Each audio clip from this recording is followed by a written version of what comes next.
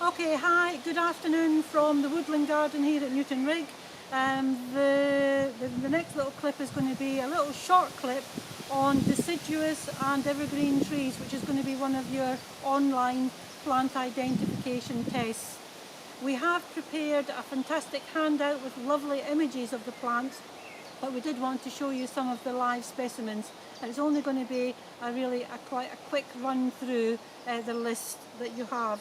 So first on the list is Acer griseum, which the common name for that is the paperback maple, and you can see how it gets its name because you can see this wonderful peeling paper back. I've got some that I prepared earlier here.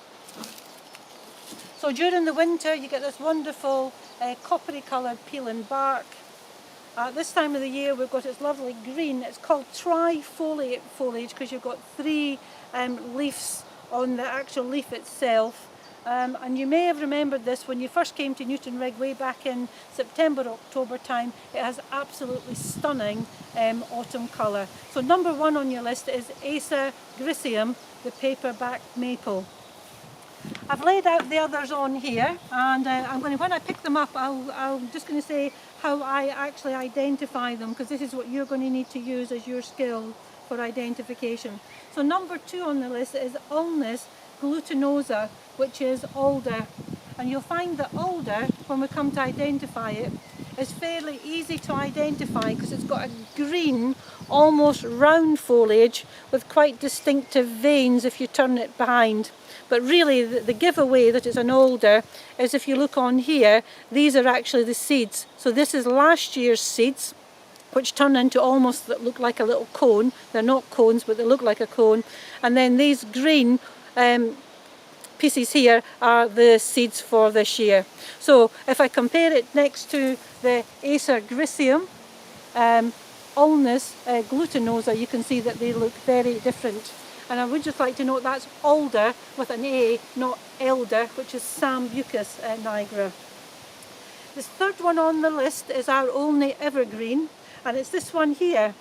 Common name is the cabbage palm. Botanical name is Cordyline australis. Now this is not something you commonly see in Cumbria because it is a plant that likes a warmer climate. So if you go down into Devon and Cornwall, you'll see these making fantastic trees. But you can see for identification on here we've got this long strap-like foliage, and again it is an evergreen plant. So that's number three. Number four is Fraxinus excelsior, which is ash. Now ash is really easy to identify because it's got this large what we call bipinnate foliage. So this is the leaf, and you can see these come out on pairs. They do vary in the numbers, so on here we've got 2, 4, 6, 8, and then the main terminal leaf here. But the key thing that we use for identification are these great big black buds. So if you look at the buds, they are black, and if you look at the stem, it's a lovely grey colour, which is ash, and that's its common name. And when we look at it, these make huge trees in the garden, so identified by the bipinnate foliage, but mostly we're looking at these great thick big buds which are of a black colour. And I've got it on different stages here, and on each one you can see the key thing we're looking at are those black buds. This one's got no buds but very distinctive, and it's bipinnate green foliage. So that's the ash. The next one has also got bipinnate foliage, but it's very different. And this one is Gledista tricanthus, and the cultivar name Sunburst. Now this is one of the only cultivars on the list, and you can see it's called Sunburst because of this wonderful golden colour that we get on the foliage. A really fantastic ornamental tree, ideal for a small garden, but only if you live in warmer areas in Cumbria. It's not really a particularly hardy tree in Cumbria. If you're looking for flowers, the next one on the list is our ornamental crabapple. Now the crabapples have gone over flowering, but you can see we've got the little ornamental crabapples starting to appear on here. And this one is Malus floribunda. Floribunda means that it's got an abundance of flowers, and this looks absolutely fantastic when it's in flower in sort of May and into June time. So Melis floribunda. Our next one is Laburnum. Laburnum cross Wateri cultivar Vosii. This one, like this one here, Acer griseum, also has a tri-foliage, very distinctive green foliage. And why this one is used in gardens is in around about mid-May time, it has masses of bright yellow pea-like flowers.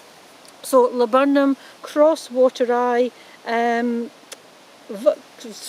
cross Wateri cultivar Vosii. Bit of a mouthful, all of that one. Is there a reason why we might not plant laburnum in a garden, Sheila?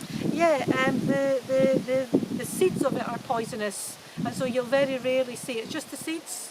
Yeah, but they're in a pod, aren't they? Yeah, They and look again, like a pea pod. Yeah, so it's that thing about it. Belongs to the pea family. They can look quite attractive for kids to eat, but we want to avoid it. So a good flowering small tree. So the laburnum. Another one for its flowers, and this is one that will grow from a large shrub into a tree, and that is magnolia. This is called Magnolia cross Solangiana. If we'd seen this in May time, it has great big white and pink flowers on it, almost like a vase. It looks absolutely stunning. At this time of the year, it's got the very simple foliage on it, but for identification purposes, if we look at the actual stem itself, you'll see it's got these little lenticels on it. And if we'd been lucky enough, we don't have one on here. Oh, look, they do have very that one down there. Where is it? Other bit. Oh, the other bit. Oh, here. Pointy finger. Sorry, I'm trying to find Dan to hold the camera. Where's it gone? Oh, there we go. There we go. We've got a seed head to show you. The seed head is on here, yeah. If I put my hand in behind here, you can see that will actually enlarge, and it will create quite an attractive seed pod on it. And you only get those on good years, and obviously this year, April and May were particularly good with good weather in Cumbria. So Magnolia cross Solangiana, one of our larger. And if you remember back to when we did deciduous shrubs, we looked at Magnolia stellata, which is the star magnolia, which is much better for the smaller garden. We're then on to our Quercus robur, which is our oak tree. And again, very distinctive foliage on here. I think for most children, they will learn the shape of the oak tree, and of course the oak tree leaf is a symbol for the National Trust. Should have that against your pink jacket, Sheila. There you go, like a brooch. Like it, yeah. Fantastic shape. Yeah. And with this one, there's no acorns. Oh, there is, just the start of acorns, maybe just coming down on here. But anyway, for as a tree, this is a tree that you'd have in a park or a field. It's not something you'd have in your small garden. And then finally, the 10th on the list is this one here, which is Tilia cross Europea, which is the lime.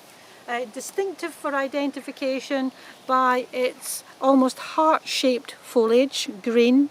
And when we come down, the leaves are what we call alternate. So we've got one bud on here, one here, one here down the stem, and a really nice distinctive shaped bud in here. But at this time of the year, what really gives it away for identification are the flowers that we can see when I turn it over. And again, these are very much loved by bees. Bees love it for making honey. They get drunk off it. They do they? They get drunk. Yeah, off they of lie it. underneath on the backs. Right. And taking the nectar and get drunk. Yeah, fall off. Yeah. So just to run through those trees so that you've got those names: Acer griseum, which I've got here. Ulmus glutinosa, which has got the little round leaf and the hearts. So the little cones. Cordyline australis, which is a cabbage palm. Fraxinus excelsior, the ash with its big black buds. Gleditsia sunburst with its golden foliage. Melis floribunda, which has got little crab apples on it at the moment. Laburnum cross Vosii, I'll get that right, Laburnum cross Wateri cultivar Vosii, which had its yellow flowers as a fantastic display in May. Quercus robur with its typical National Trust leaf shape on it, and then finally the bays get drunk under it, the line, Tilia cross europea. Okay, thank you.